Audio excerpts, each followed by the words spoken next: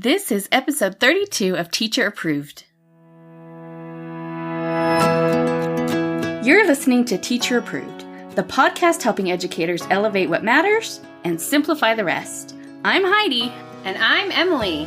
We're the creators behind Second Story Window, where we give research-based and teacher-approved strategies that make teaching less stressful and more effective. You can check out the show notes and resources from each episode at secondstorywindow.net.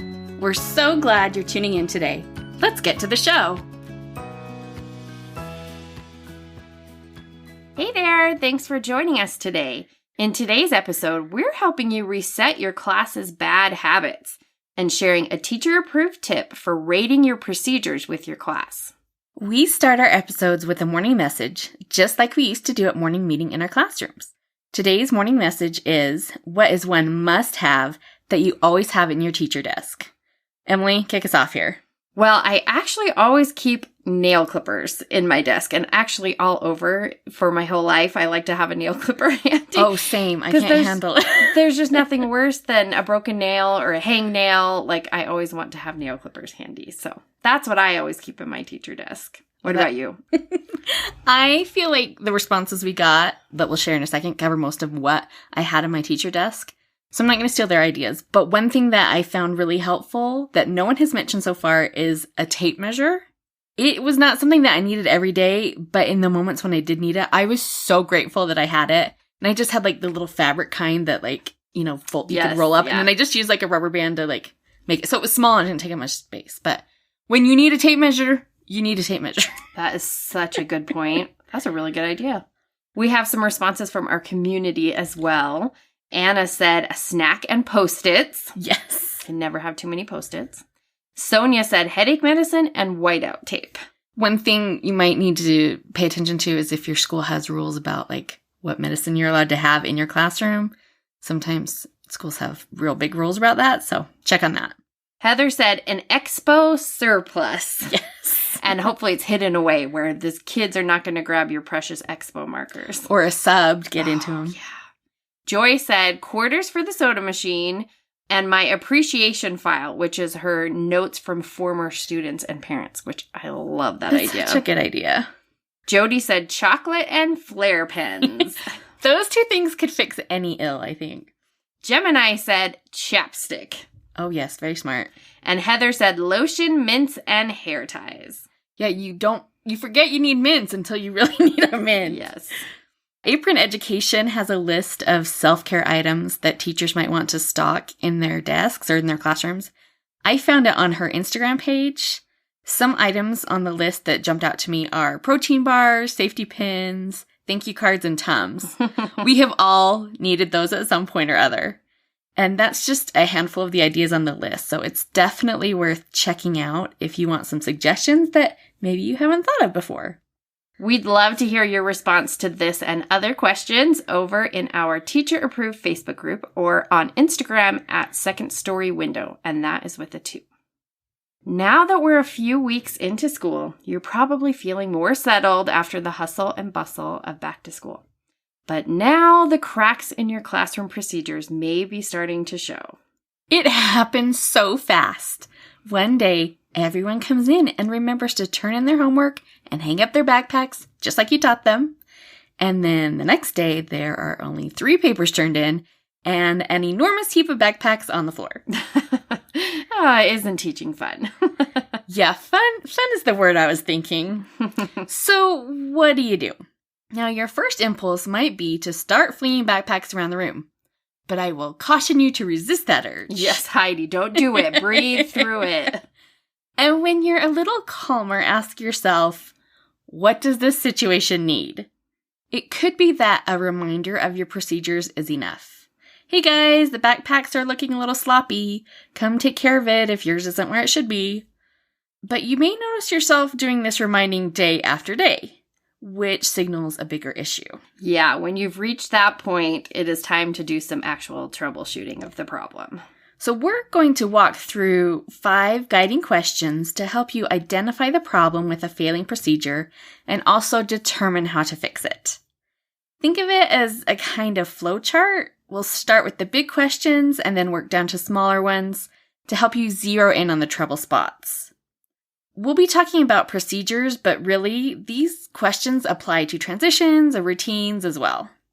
Emily, why don't you get us started with the questions? I would love to.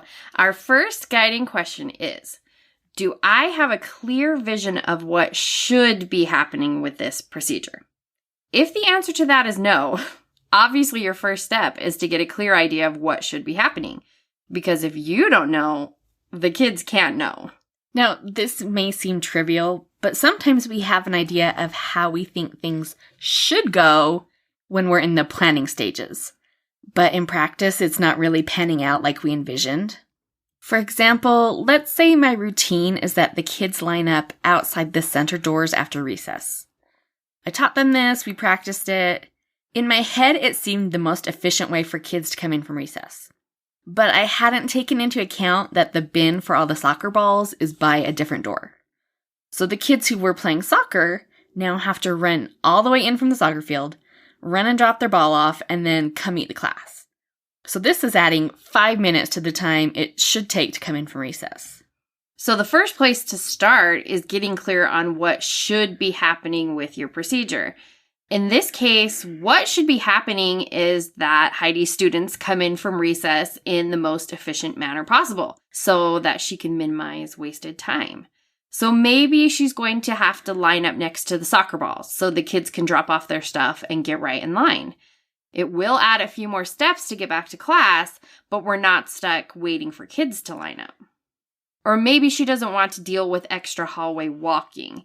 In that case, she could have the kids line up with their soccer balls, and then, if she trusts that they'll behave, she could send them to drop them off while she starts leading the class back to the room.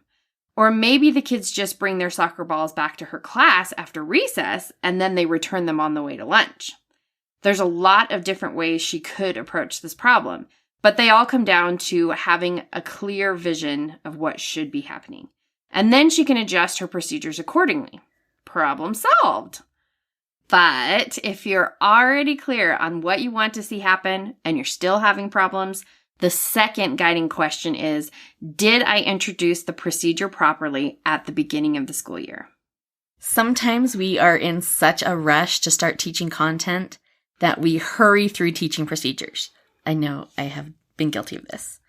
Or we think something should be so obvious, like how to stand in line at the drinking fountain, that we don't think it needs to be taught. Oh, yes.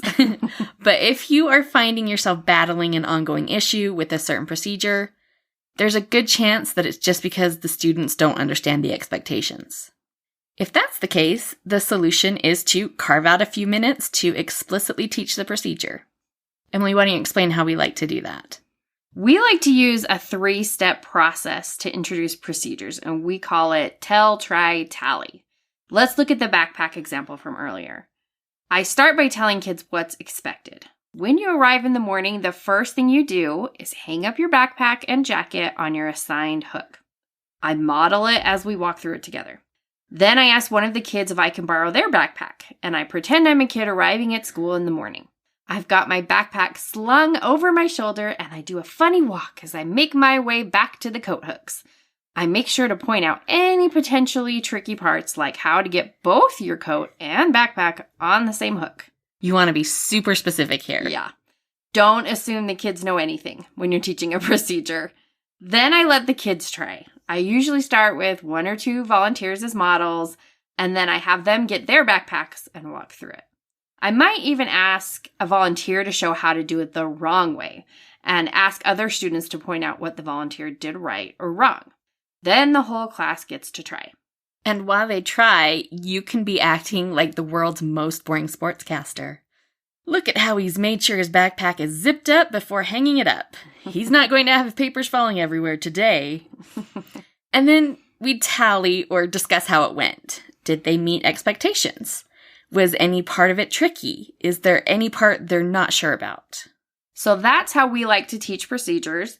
And if you're looking back at your problematic procedure and you know you did teach it explicitly, but you're still having issues, then it's time for our third guiding question. Did they practice the routine enough? Most of the time, even with young students, a few minutes of practicing a new procedure is enough. But if you have a procedure that's giving you headaches, maybe they needed more practice than you anticipated. This is particularly true if a procedure is part of a whole routine that requires several procedures. If this is the case, we want to refresh everyone's memories doing more practice. So let's say your students are leaving a mess at their centers. I'd start by standing by the center and pointing out the game pieces that have been left out or the papers that are on the ground. I'd say something like, "What's going on here, friends? What should be happening?" If they don't know, then that's your signal that it's time to reteach the procedure. But if they do know, it's time for practice. I'd send all the kids to one of our centers and give them 2 or 3 minutes to get stuff out and then tell them it's time to clean up. And after they've successfully cleaned up, guess what? We're doing it again. I'd send each group to a new center and we would repeat the process. You're going to feel like a broken record when you're doing this, but that means you're doing it right. At that point, if it looks like they've got the hang of it, I'd wrap up the practice by having them tell a neighbor what they'll remember to do better tomorrow. But if they haven't gotten it perfect yet, we'll practice another time. The sooner they realize that I mean what I say, the sooner they'll stop trying to push back against my expectations. Now, if you're clear on what you want your procedure to accomplish, you've taught it explicitly, and you've provided plenty of practice, and it's still not working, then it's time for our 4th guiding question. Am I holding them accountable? It's a harsh truth, but sometimes we as the teachers are the weakest link. You are the weakest link. When we have got so many things we're dealing with at once, it's tempting to let little things slide with our procedures. We've only got so much time and energy. So when an occasional kid was sharpening their pencil during work time, maybe I just let it go. But then it snowballed into everyone sharpening their pencils all the time. And now pencil sharpening is interrupting things left and right. If I had cracked down on the behavior early and reminded them of our pencil procedures, a small problem wouldn't have escalated into a big one. We have to hold ourselves accountable for holding our students accountable. And honestly, consistency is so often the hardest part of managing children. But if you allow something sometimes, that becomes the accepted behavior. Fred Jones has a great quote about how the standard of behavior in any classroom is, "What can I get away with?" And if it's gotten to the point that bad habits have developed, you may need to do something drastic. Or if not drastic, at least dramatic. You need shock and awe. Oh. So let's say your kids are being gross at the drinking fountain. Maybe when they come to school tomorrow, they will find a sign from the health department, and I'm using finger quotes that you can't see, from the health department, informing them the fountain is closed until further notice. And once the kids start asking questions about it, you have the perfect opening to address the situation. This is your chance to point out what you've seen going on and reteach as needed.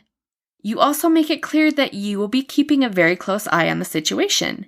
And when you catch someone sticking their gross little mouth right on the drinking fountain, Oh, it's so gross. You kindly, and then, without singling anyone out, remind everyone why that's a problem and what should be happening instead.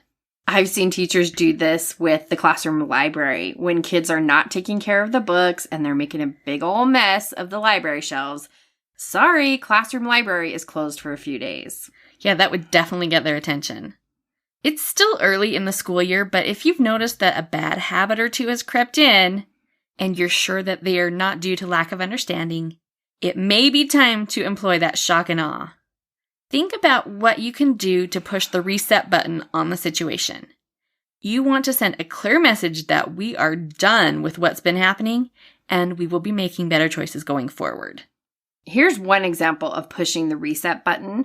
If your class gets out of control during your morning meeting activity, maybe you stop doing it for a couple weeks. Once they really start to miss it, you can have a discussion about how they need to manage their energy. And going forward, if it becomes a problem again, you start skipping the activity again. I have had to do that with classes in the past. Mm-hmm. Or maybe shock and awe means that the kids don't get to work on Chromebooks for a few days until they can show you they're ready to be responsible.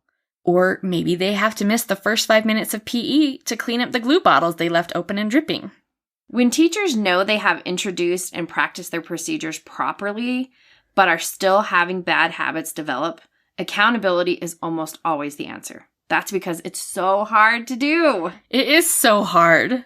As busy teachers, we have all been here at some point, and can I say as a parent, I have also been here very often. Why do kids take so much work? Consistently holding your students accountable is vital if you want your procedures to run effortlessly and if you want to keep small problems from developing into bigger problems. And holding your kids accountable will likely be just what you need to stop the bad habits that have developed. But what if you have done all the things and you've got a procedure that's still not working right? Maybe the problem isn't the people involved, but the procedure itself. Our fifth guiding question is, do I need to reevaluate this procedure? It could be that the reason you've struggled with a procedure is because it's not right. With examination, you may discover that some of your procedures need to be revamped in order to work the way you want them to. Or maybe you don't have the steps of your routine in the most efficient order. Maybe you need to move the routine to a different time of day. Maybe you only need 3 kids to pass out papers rather than having everyone trying to come get their own paper at once. So start experimenting. Try a few different options for your procedure and see what works best. Once you have a clearer picture, you can teach your new procedure to your class with the needed changes. And the key here is that you must appear cool, calm, and collected, even if those little darlings have just tackled your very last nerve. Some kids enjoy the power of being able to push your buttons. We've all had students like that. But if they don't know they have that power, it can never become a power struggle. So when these issues crop up, take a deep breath and summon your inner Beyoncé. Do you think she would lose her cool when there are 2 kids playing in the drinking fountain? No, she would not. No, she would not. So, deep breaths and Beyoncé are going to help us solve all of our classroom procedure hiccups. So, to deal with those classroom procedure issues, remember to apply these 5 guiding questions to figure out what the problem is and fix it. Number 1, do I have a clear vision of what should be happening with this procedure? Number 2, did I introduce the procedure properly at the beginning of the year? Number 3, did the students practice enough? Number 4, am I holding them accountable? And number 5, do I need to reevaluate this procedure? Applying these questions will help you troubleshoot any procedure, routine, or transition that isn't working the way it needs to. When you see bad habits start to crop up around your procedures during the year, come back to these questions to help you examine your procedures and keep them running smoothly. We would love to hear how your procedures are going so far this year and where you might be having trouble. The teachers in our Facebook group have great ideas for helping solve any classroom challenges you might be running into. So come share it with us in our teacher-approved Facebook group. Now let's talk about this week's teacher-approved tip. Each week we leave you with a small actionable tip that you can apply in your classroom today. This week's teacher-approved tip is rate your procedures. Heidi, will you tell us about that? If you want to do a brush up on your procedures now that we're coming up to the end of term 1, make your students part of the process. So to do this, you'll need a list of your most important procedures. You probably don't need to do all of them unless, I guess, maybe you're struggling with all of them. Make sure that your list is big enough for the kids to see easily, and then have your students rate how well they're doing. You could just do like a checklist, like, yep, we've got it down. Or you could do something like a star rating. Maybe 5 stars means we do it perfectly without needing reminders. 4 stars means we need some reminders, all the way down to maybe 1 star means we don't do it at all. And then you can have the kids rate how many stars they think the class gets for walking quietly in the halls or packing up at the end of the day or whatever your most important procedures are. And then after rating, you can have a class discussion about what can be done to get all of the procedures a higher rating. This will help your class keep your expectations in their minds as you move farther into the year. You could even make this something you do at the end of every term, and the kids can compare how well they're doing and identify areas for improvement. So add that to your schedule now. Yeah, that's a great idea. To wrap up the show, we're sharing what we are giving extra credit to this week. Heidi, what are you giving extra credit to? I am giving extra credit to the new Copeland album, Revolving Doors. I used to love Copeland. I know. So if you were also listening to The Fray and Death Cab back in 2008, this is an album you need. It is a greatest hits album, but they have updated all the songs with orchestral arrangements, and they're just stunning. I've listened to You Have My Attention 50 times now, and that's probably not a joke. I have to say that I'm a little bummed that Your Love Is a Fast Song is not on the album. Oh, that is a bummer. But the songs they did include are just that chef's kiss perfection. So good. And I am holding out hope that maybe they'll release a deluxe version down the road, and it will have Your Love Is a Fast Song on there. Better. I'm adding that to my Spotify right now. You should tell me what you think. It's so good. Emily, what's your extra credit? I'm giving extra credit to the TV show Lego Masters on Fox. Oh, it's so fun. You may remember I gave extra credit a few months ago to the show Domino Masters, but Lego Masters is our #1 love around here, and it has finally come back. I was going to say, you've been waiting a while for it to start. Because it was supposed to start during the summer, and they were even running promos saying it was about to start, and then they decided to push it to the fall schedule. And my 9-year-old Neil was devastated. So he was really excited when the episodes finally started a couple weeks ago. And it's really the only show that he pays close enough attention to that he knows what days there should be a new episode. Oh. And we all love watching those teams compete to create truly mind-blowing Lego creations. It's such an engaging show with a lot of heart that I think you'll love if you're looking for something new to watch with your family. That's it for today's episode.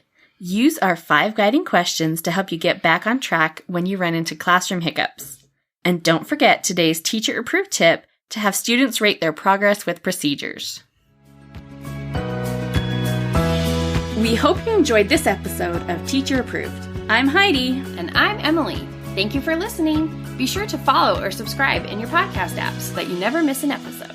You can connect with us and other teachers in the Teacher Approved Facebook group. We'll see you here next week. Bye for now. Bye.